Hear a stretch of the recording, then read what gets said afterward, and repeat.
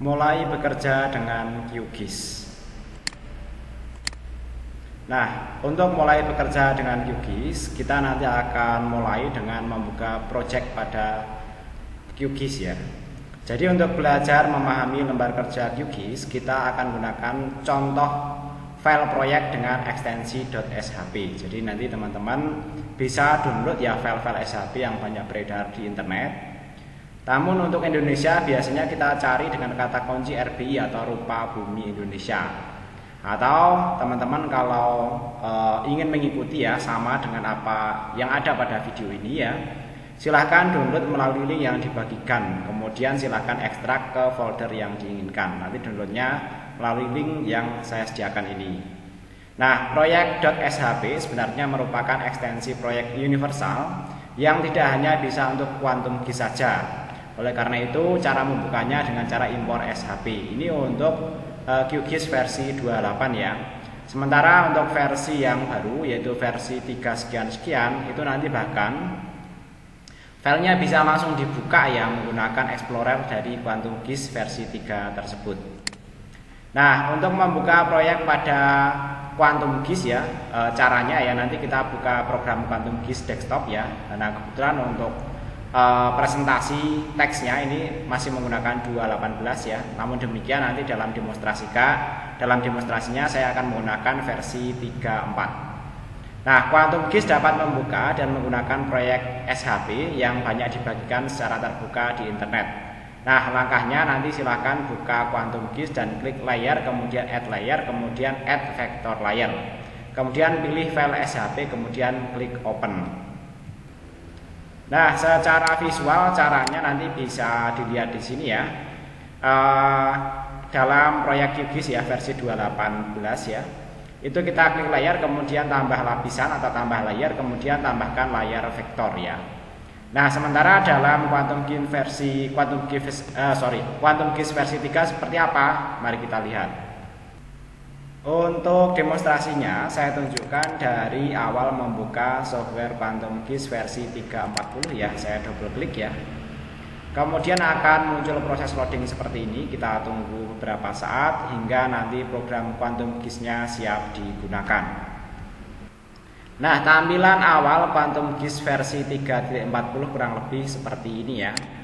Nah, untuk mendemonstrasikan membuka file SHP ya yang pertama kali ya, kita membutuhkan file contoh ya, file contoh yang bisa kita pakai untuk demonstrasi. Nah, kali ini ya kita akan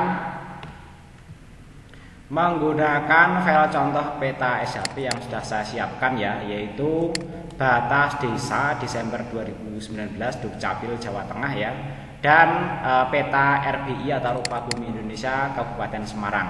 Nah, nanti file-file ini bisa di-download melalui link yang saya sediakan pada deskripsi video ya. Nah, nanti file-filenya seperti ini. Karena format yang dibagikan berupa file berekstensi zip dan rar ya, kita perlu mengekstraknya terlebih dahulu ya. Kita ekstrak seperti ini ya.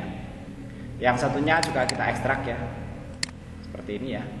Sehingga nanti kita memiliki dua folder ya, file-file ekstensi .shp dan berbagai ekstensi yang melengkapinya ya. Yang Kabupaten Semarang juga demikian ya, nanti ada banyak sekali ya, ada peta bangunan, peta danau ya, kemudian macam-macam ya. Di sini ada generator listrik ya, kemudian ada industri PT, kemudian ada jalan ya dan lain sebagainya ya. Nah, sampai di sini ya. Maka cara untuk menambahkan ya di Quantum GIS versi yang baru ya bisa dengan cara seperti yang ada pada petunjuk sebelumnya, yaitu layer ya, kemudian add layer, pilih add vector layer ya.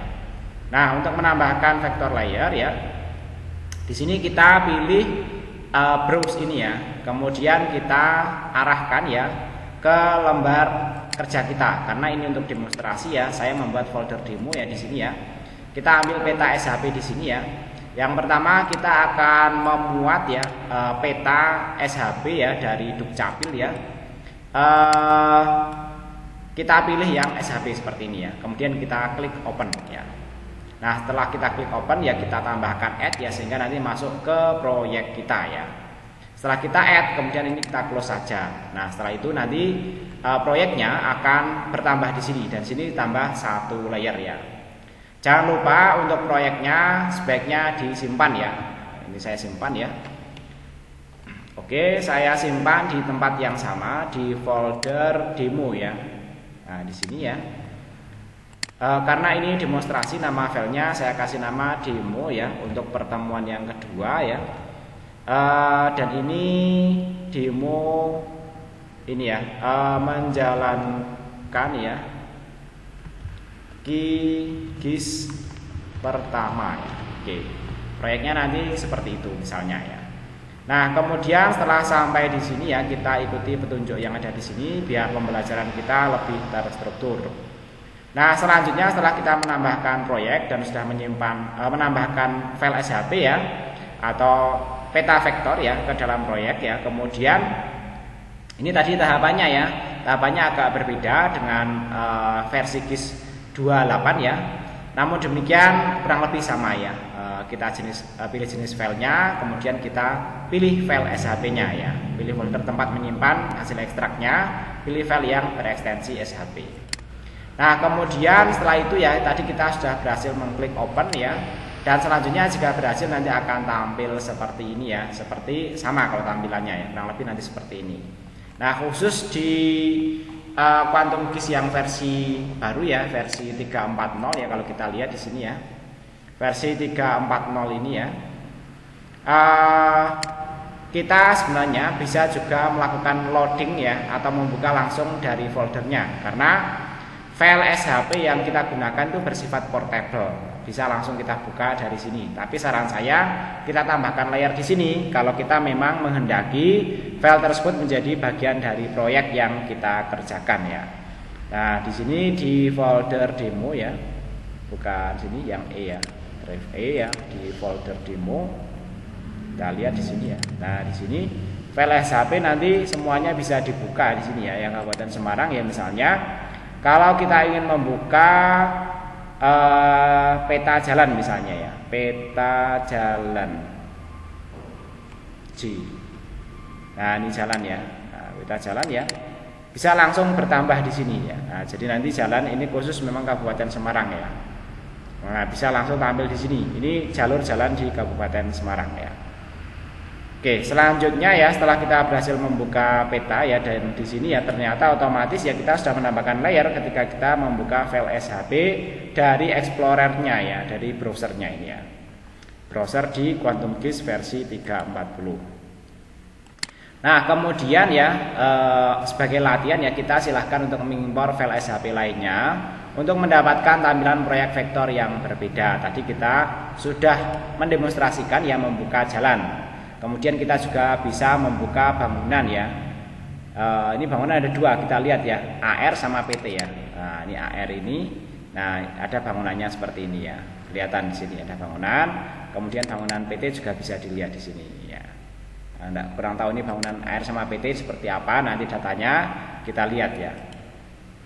Kemudian kita lanjutkan ya, mempelajari bagian-bagian lembar kerja pada Quantum GIS ya. Nanti yang kita pelajari ya, yaitu bagian yang ada di sisi kiri ini ya, kemudian bagian yang ada di atas ya. Kemudian di sini ada menu ya, kemudian toolbar, di sini ada data frame ya. Nah, di sini ada menu, ini ada toolbar ya, dan di sini ada berikutnya apalagi tadi? Data frame ya, data frame nanti ada di situ ya. Nah, data frame nanti ada di sini. Nah, ini data frame ya. Ini toolbar, ini data frame. Kemudian berikutnya yang di sebelah sini namanya di sini adalah map manager ya.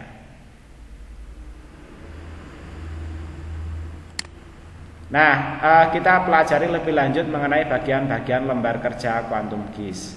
Yang pertama menu tadi ya. Menu merupakan sekumpulan perintah berbasis teks atau kata untuk melakukan tugas-tugas tertentu pada Quantum GIS. Nanti di sana ada file, edit, view, layer, setting, plugin, vektor, raster, database, dan web serta help ya. Kemudian ada TOC atau Table of Content. Ini daftar isi yang memuat layer-layer yang digunakan dalam proyek. TOC bisa berisi berbagai macam format data. Jadi TOC-nya itu nanti di sini ya, memuat layer-layer ini ya. Kemudian berikutnya toolbar. Nah, toolbar ini merupakan sekumpulan perintah berbasis icon atau tombol untuk melakukan tugas-tugas tertentu. Jadi nanti untuk toolbar nanti ada di sini tombol-tombol ini ya. Nah, nanti akan kita pelajari ya. Kemudian berikutnya map navigation, file manager layer ya, label dan lain-lain. Nah, ini nanti untuk mengaktifkan atau menonaktifkan toolbar, klik kanan ya. Klik kanan pada toolbar lalu pilih tools yang ingin diaktifkan ya, map navigation ya. Jadi nanti di sini juga ada di sini bedanya ada browser ya. Mungkin nanti agak berbeda dengan versi yang 28 ya. Nah, untuk mengaktifkannya ya nanti bisa pilih toolbar ya. Nah, di sini nah, yang dimaksud tadi ini ya, beda ya, beda dengan versi 28 yang versi 340 ya, ternyata settingannya di sini toolbars ya. Jadi nanti kalau mau melihat yang lainnya ya, kalau ini kita klik, nah di sini hilang ya. Tapi kalau nanti ini kita aktifkan lagi ya, nanti tampil ya. Yang lainnya nanti bisa coba ditampilkan semuanya, annotation. Kemudian berikutnya kita coba aktifkan ya atribut toolbar. Nah di sini tadi yang hilang ya. Kemudian yang lain-lain bisa dicari di sini ya, shape toolbar, raster toolbar, nah di sini ya, dan seterusnya ya. Oke, kita lanjutkan sesuai dengan petunjuk di sini ya. Yaitu kita pelajari mengenai navigation tools ya. Nah, yang pertama nanti ikon tangan seperti ini ya, navigation tools ya, itu nanti kita cari ya, tangannya gambarnya seperti ini, agak berbeda. Nah, nanti untuk tangan seperti ini ya, di sini penjelasannya ini disebut sebagai pen map ya. Nanti berfungsi atau digunakan untuk menggeser peta atau menggerakkannya. Nah, ini nanti dilakukan dengan cara menahan tombol mouse di sebelah kiri lalu gerakan mouse Anda, maka seketika peta Anda juga akan bergerak ya. Jadi tadi ini saya klik tahan kiri ya. Nah, ini. Kalau ini saya scroll ke atas dan ini saya scroll ke bawah untuk zoom in, zoom out ya. Kemudian tanda ini ya, kaca pembesar seperti ini untuk zoom in ya. Ini nanti digunakan untuk melakukan perbesaran pada peta dengan cara membuat kotak di area yang ingin diperbesar ya. Jadi nanti ada seperti ini ya. Zoom in. Nah, zoom in kita coba ini ya. Seleksi di sini ya. Nah, maka nanti dia akan diperbesar sesuai dengan seleksi kita. Nah, seleksinya nanti seperti itu. Nah, nanti untuk zoom in, zoom out teman-teman bisa eksplorasi lebih lanjut ya. Kemudian ada zoom out ya, ini tidak perlu saya demonstrasikan, nanti teman-teman coba saja ya. Zoom out ini berguna untuk memperkecil tampilan peta dengan cara klik pada peta untuk memperkecil ya. Jadi nanti kita simbolnya berbeda ya, seperti ini ya, zoom out ya. Nah, ini zoom out ya. Zoom out dari sebelah ini sini bisa ya. Nanti memperkecil sebelah sini, kalau klik sebelah sini memperkecil dari sebelah sini ya. Kemudian seperti ini zoom full ya, digunakan untuk zoom ke semua tampilan layer. Nah, ini nanti sangat berguna saat kita tersesat ya. Jadi nanti kalau kita lupa ini kecil banget, wah ini udah hilang petanya di mana ya. Nah, itu nanti kita bisa klik ya di sini zoom full ya. Nah, dia akan kembali lagi full tampil seluruh layer yang sedang kita kerjakan ya. Kemudian untuk zoom to selection ya, digunakan untuk melakukan perbesaran pada peta yang diseleksi ya. Jadi zoom untuk ini ya, zoom to selection ya, nanti kita misalnya akan menyeleksi di sini ya, kepulauan ini ya, kalau tidak salah kepulauan itu.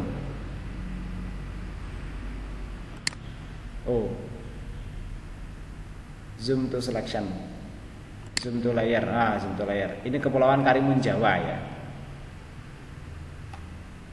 Nah, ini ya. Oke, selanjutnya ya, ini bisa juga zoom to layer, tadi sudah kita coba ya. Kemudian berikutnya nanti ada zoom last, zoom next ya. Ini digunakan untuk kembali ke navigasi yang dilakukan sebelumnya. Zoom next digunakan untuk menuju navigasi yang dilakukan sebelum menekan zoom last-nya ya. Nah, nanti bisa dicoba aja ya. Zoom last. Nah, ini zoom last. Nah, tadi di sini ya. Kemudian bisa kita balik ke sini ya. Kemudian selanjutnya, nah ini untuk mengelola keaktifan dan nonaktifan layer ya. Jadi nanti untuk contoh yang ada di sini itu nanti misalnya sudah menambahkan peta untuk Jawa Tengah, Jawa Timur ya. Kemudian ya sementara kita tadi peta kita kan ada peta jalan dan peta bangunan ya. Nah, misalnya seperti ini ya, kita yang paling bawah ya, paling bawah itu nanti tampil di sisi paling bawah, sementara yang atas itu nanti akan menumpang di sebelah atasnya ya. Jadi nanti kalau ini kita tidak aktifkan, maka nanti petanya tidak terlihat, tapi layernya masih berada di lembar kerja kita. Demikian juga nanti untuk bangunan, juga untuk jalan ya.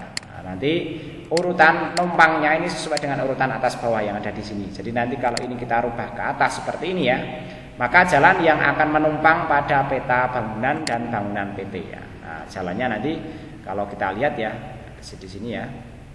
Nah, misalnya ini ya antara, nah ini kan numpang jalannya ya. Kalau kita hilangkan, nah seperti itu. Tapi kalau ini kita taruh di atas ya bangunan ini ya, maka ya, atau ini kita bawahkan ya, maka ya bangunan-bangunan yang menggunakan tanda lingkaran ini dia akan berada di atas jalan ya. Termasuk tadi cara aktif atau nonaktifkan sudah kita demonstrasikan ya. Kalau ini kita nonaktifkan,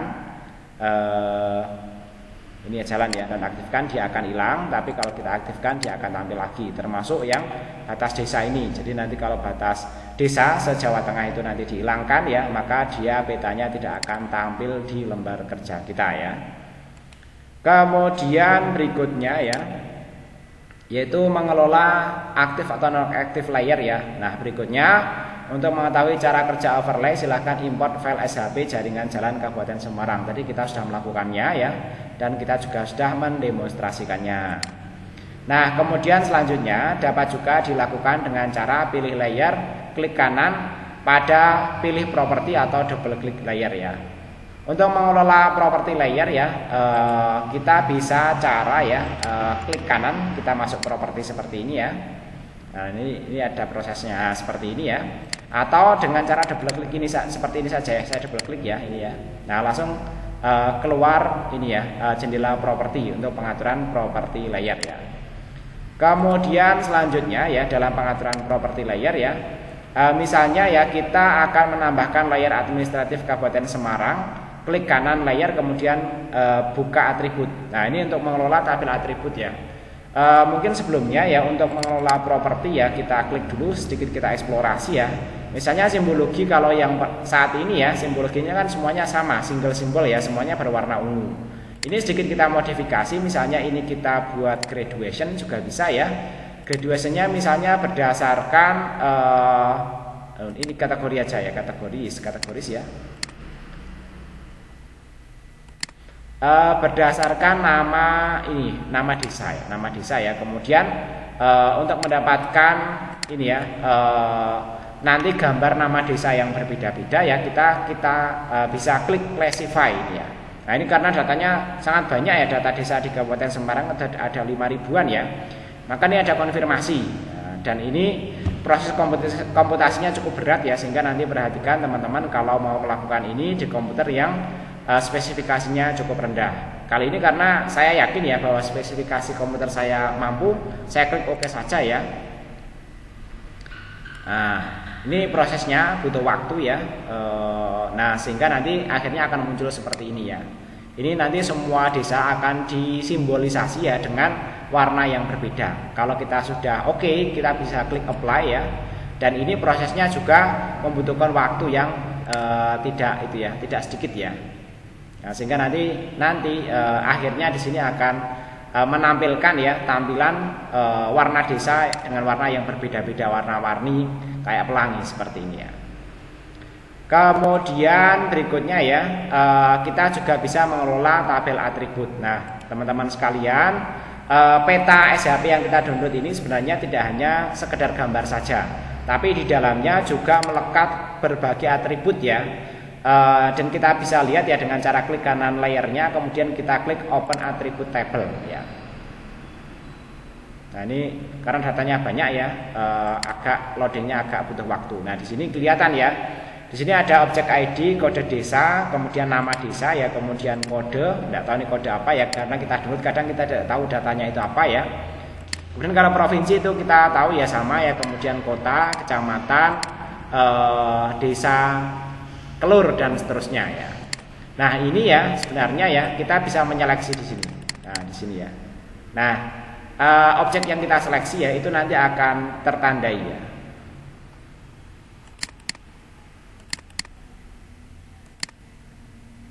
Kita lanjutkan di sini ya.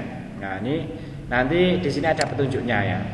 Untuk menyeleksi atribut ya, kita bisa klik di sini. Tapi karena ini filenya besar sekali ya di sini ya. Filenya besar sekali, ini kurang kelihatan ya. Di sini yang kita seleksi itu yang mana ya?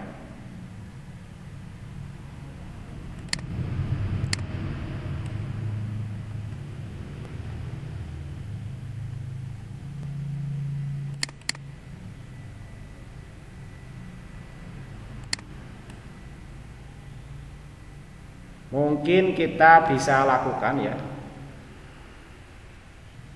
Nah, cara menyeleksinya ini saya ulang ya. Misalnya kita ingin menyeleksi sebuah kota di Banjarnegara ya. Desa kelurahannya bernama Metawana ya, Kecamatan Pangenten seperti ini ya. Kemudian kita klik di sini, yaitu seleksi zoom berdasarkan seleksi. Nah, kalau kita zoom maka nanti kita akan mendapatkan peta desa tersebut. Nah, nanti bisa kita rubah-rubah ya, mana yang kita seleksi, yang kita cari. Misalnya di Kebumen, Desa Kelurahan Sidoharjo ya, Kecamatan Puring ya, kita pilih kemudian kita seleksi. Ya, kita di sini akan langsung ketemu dengan desa tersebut. Di sini ternyata desa yang dekat laut ya. Dan nanti teman-teman bisa coba eksplorasi cari desa-desa yang lainnya lagi. Nah, kemudian kita lanjutkan ya. Kita bisa juga seleksi multi atribut ya, sambil klik kanan pada klik kanan dan pilih ya. Oke, di sini kita bagian yang kita seleksi ya.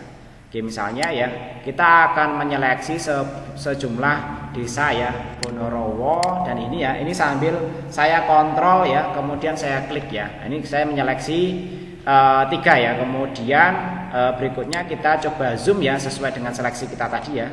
Yang kita seleksikan ini ya, kita coba zoom berdasarkan seleksi. Maka di sini akan muncul ya 3 peta ya, yaitu di Kabupaten Kebumen ya. Ini sama ini ya, yang warnanya paling cerah ya. Kemudian kalau kita tambah yang Kebumen yang Puring ya. Puring ya. Nah, ini tadi ternyata langsung kelihatan ya.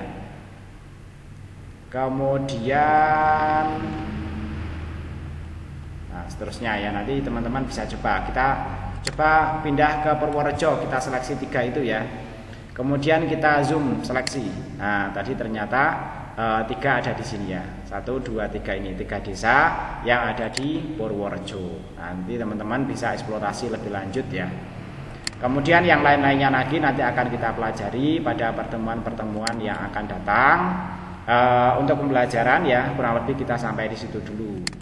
Kemudian ya untuk melakukan pencarian ya, kita bisa cari ya dengan cara pilih filter ya, filter ya. Kemudian kita cari kolom yang akan kita ini ya, kita pilih ya kolom yang akan kita lakukan pencarian ya.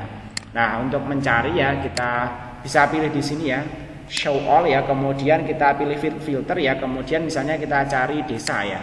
Nah, kita cari desa, misalnya di sini kita cari desa Kenteng ya. Kenteng itu ada enggak sih ya? Ya.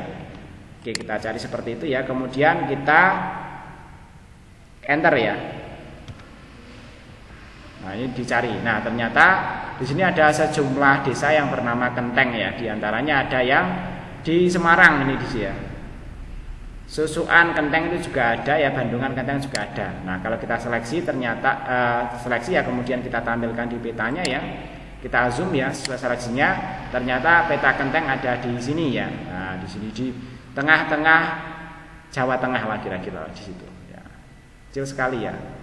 Kita kembali ke sini. Nah, ini dia. Ini peta desa Kenteng ya. Kemudian itu untuk mencari ya di dalam tabel atribut, kemudian menyeleksinya ya. Kemudian nah ini dia melakukan pencarian ya. Hasil pencariannya tadi sudah ditampilkan ya, kurang lebih seperti ini untuk pencarian desa Kenteng. Ternyata di Purworejo ada, di Magelang ada, Boyolali ada, Wonogiri ada ya. Namanya persis ya yang Boyolali dan Wonogiri ya. Bahkan Banjarnegara juga ada, Kebumen juga ada ya. Ini Grobogan ya, di Semarang, Susuan ini juga ada Kenteng juga ya.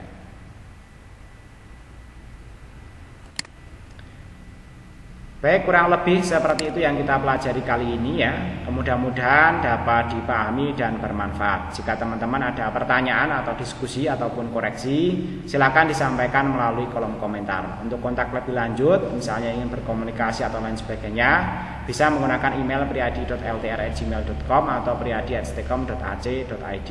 Terima kasih.